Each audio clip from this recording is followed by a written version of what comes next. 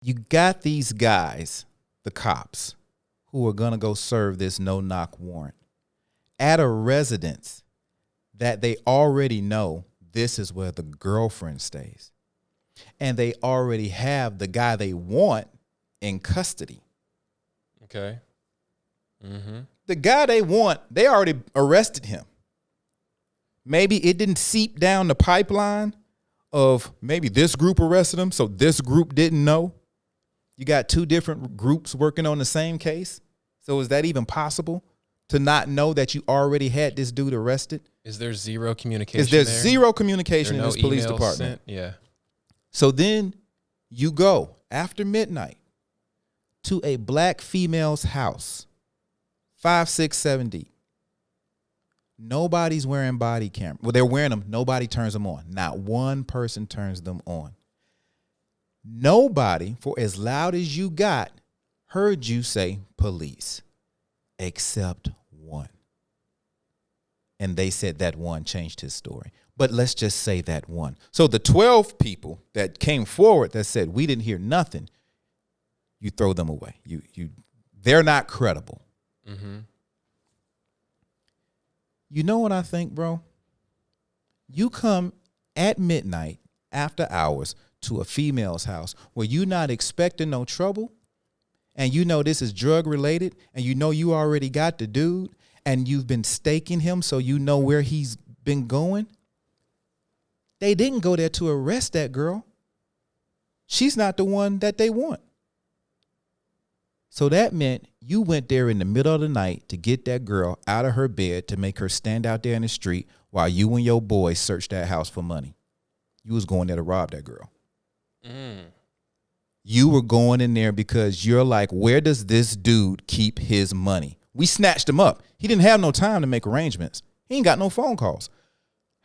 We know he goes here. We know he goes there. You could have went to that girl house at 2 p.m, 8 a.m.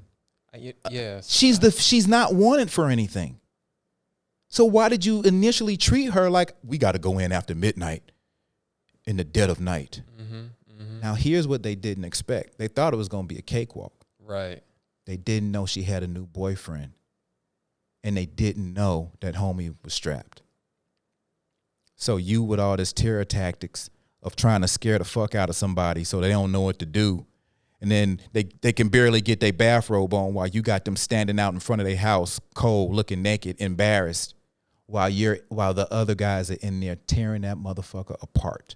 Yep. Looking for dope, looking for money. They went there to rob that girl. They went there to tear that house apart. And when that dude shot at them, they didn't know what the fuck. Shit. It's a female. She got a gun. They didn't know the dude was in there. So he shoots one. He didn't let off 15 shots. He shoots one person, and they Swiss cheese that place. Shot everywhere.